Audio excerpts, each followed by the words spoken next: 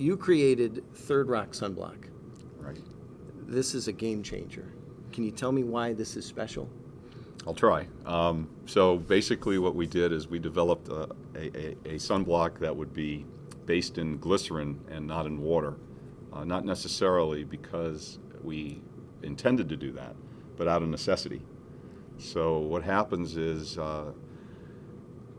every other sunblock, every other sunscreen that's out there is based in oil and water, and water emulsion. And the reason for that is because it's inexpensive. The water's almost free, right, even if it's distilled water or deionized water.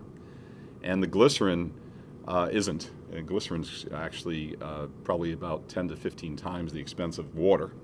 But it's vegetable-based glycerin, and we use it because we have to stabilize our product. Mm-hmm.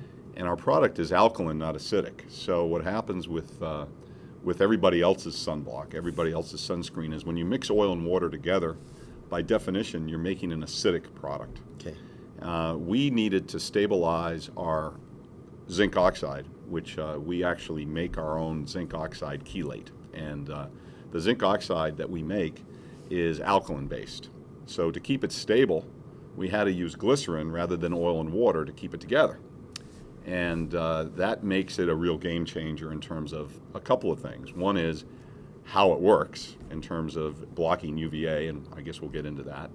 And not just UVB, but UVA. UVB is SPF. And also what it does is it changes the feel of the product. Sure. It makes, when it goes on your skin, it takes longer to go in, takes longer to penetrate because glycerin is a humectant, and glycerin requires basically that you can pull water into the skin with the glycerin at the same time. That's really what a humectant's all about. Because of that, the product goes on, but it stays on your skin a little bit longer before it actually penetrates into the pores.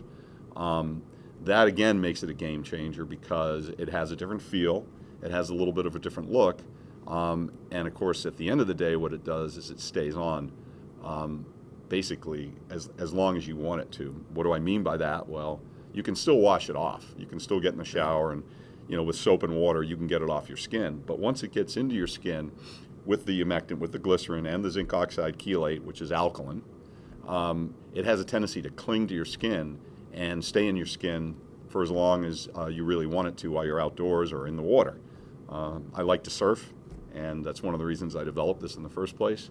And I can go for a surf session for a couple of hours, come out of the water, and you'll still see a very light, sort of pale, translucent film on your skin. Sure. And what that means is it's still working, it's still protecting you, yep, specifically from both UVB, which is SPF, and UVA, right, which is a lot more important, and people are beginning to realize the benefits of having a UVA protectant product. So the zinc oxide is special.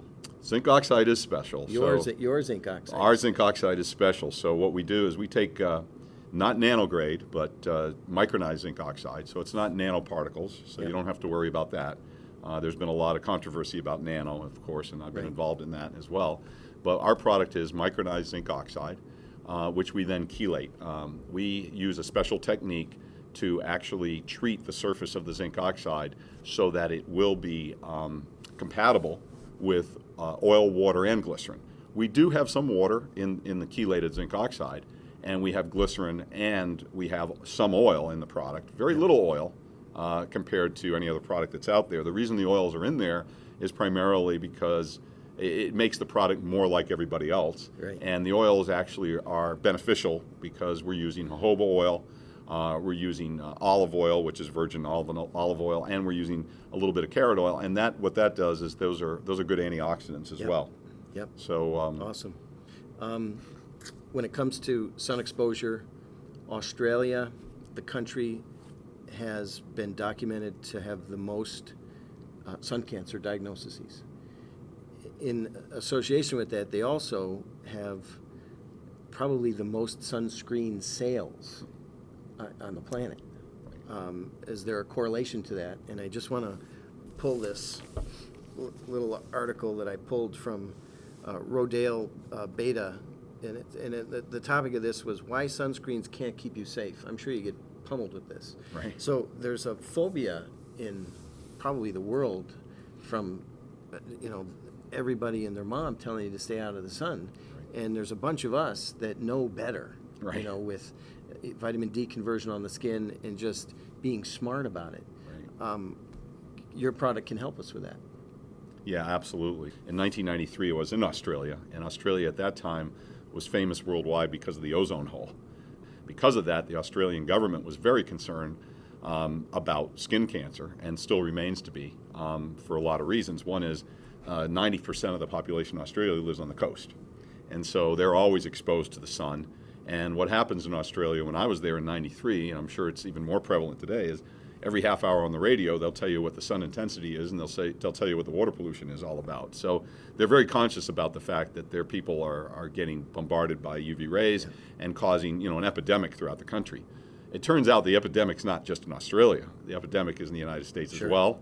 In the United States, if you live to be 65 years old, there's a 50-50 chance you'll have some form of skin cancer. Right. Could be melanoma, could be carcinoma, could be basal cells, but there's a 50% chance that you'll get skin cancer. So why? Well, obviously people are using more and more sunscreens and sunblocks, but the problem is they're still getting skin cancer. Well, the issue in the United States, and it's not as prevalent in Europe and maybe a little bit less prevalent in Australia, is that SPF is sun protection factor, and that means it is giving you protection from UVB rays only.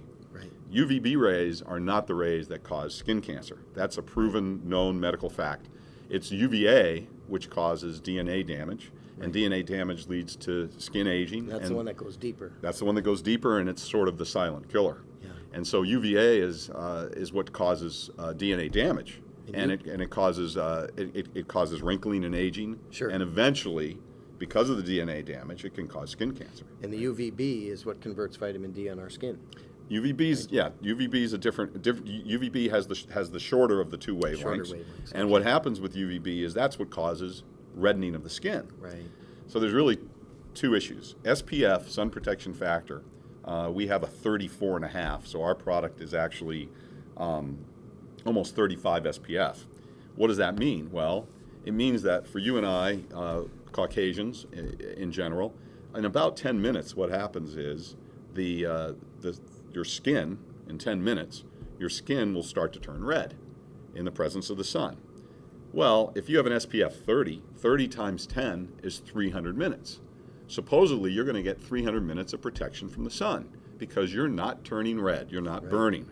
Well, that's all good, except for one little problem.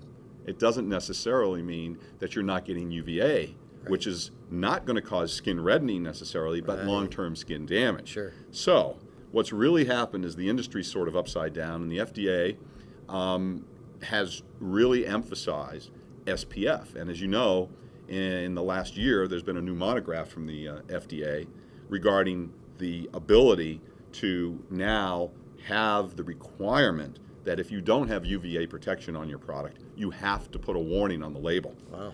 So everything's changing, but it's changed very, very slowly. It took almost 30 years for the FDA to come out with a new monograph. The last one was 1978. Yep. So what's happened in Europe, they understand this issue more than we do in the United States. And in Europe, they've always been conscious about UVA because they understand that UVA is going to cause wrinkling and aging and skin cancer. In this country, what's happened is you've seen SPF 50s and 75s and 100s. But the problem with SPF 50s and 75s and 100s is they'll give you more protection from turning red, but they won't necessarily give you any protection or more protection for UVA, which is what's causing the damage. Absolutely. The other thing about SPF, and this is sort of the really weird thing, is that there are a lot of things that you can put on your skin that will not allow it to turn red. Okay? The problem with that is just turning red alone is probably a good thing because it's telling your body, get the heck out of the sun, right? So if you put any substance on that will absorb UVB, you will not turn red. And some of those substances have turned out to be toxic substances, which have been used for many, many, many years, and people haven't realized that they're putting toxins on their skin. Your skin's your biggest organ. I say, if you can't put it in your mouth, why would you put it on your skin? And our product, for sure, is something that you can put into your mouth.